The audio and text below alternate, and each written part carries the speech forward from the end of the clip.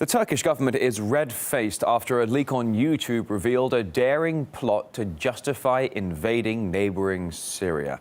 An anonymous source posted audio of a secret meeting between two top Turkish officials discussing a false flag operation that would appear as a Syrian attack.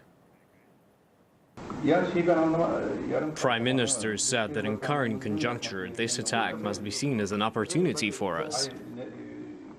I'll send 4 men from Syria, if that's what it takes. I'll make up a cause for war by ordering a missile attack on Turkey. Turkish provocation against Syria could lead to war and the imminent involvement of Ankara's NATO allies. The US-led bloc is sworn to stand up in defense of any alliance member that comes under attack. Some observers say NATO would not think twice before weighing in.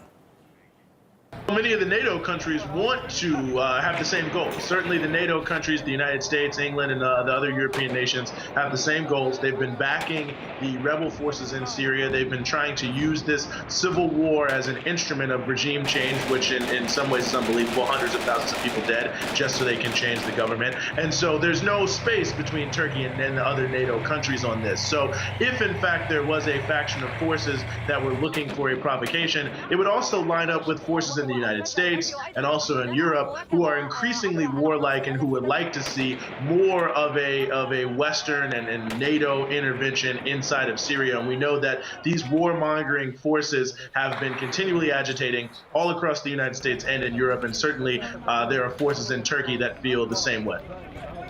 It's not the first time Ankara has tried to rally NATO against Syria. RT's Marina Portnaya has a collection of Turkish attempts to spark a full-blown war with its neighbour, this of course with the backing of the NATO alliance. Turkey, as one of Syria's fiercest critics, has led calls for an international intervention. Not only that, it's persistently providing the reasons for it. Turkey claims Syrian forces fired across the border at refugees and floats the idea of calling on NATO for reinforcement and protection. Turkey admits one of its F-4 military jets was shot down by Damascus after flying over Syria's airspace.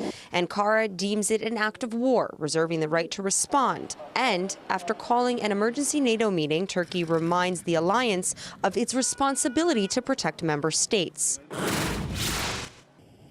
Turkey cites a growing threat from Syria, requesting that NATO, to safeguard the country, expand its deployment of Patriot missile batteries along the border with Syria, and what could lead to NATO action. Article 5 of the alliance's charter says an attack on any member shall be considered an attack on all. Well, it's a concerted policy on the part of the North Atlantic Treaty Organization, NATO, which Turkey is a part of, has been a part of since the early 1950s. It appears that was the strategy, was to provoke an attack from Syrian territory onto Turkey, therefore providing a rationale to draw in the support of the United States and perhaps Israel, as well as Britain and other states that are part of the NATO alliance. Certainly NATO members share Turkey's sentiments about the Syrian government. Both openly support the rebels in their fight against Damascus. And as for how far Turkey will go, a new leak on YouTube seems to offer some insight on that. It's a great peek into the way governments operate and how they gin up wars that they would like to have happen and blame them on somebody else. A lot of these insurgents were trained at American military bases and Air Force bases in Turkey, then put into Syria. Syria also has gotten all shipments of weapons. I should say the insurgents have gotten shipments of weapons from Turkey. So far, NATO has not gotten involved, but with Turkey's grabbing every opportunity to say why it should strike Syria, there's no telling how long that will last. Marina Portnaya, RT.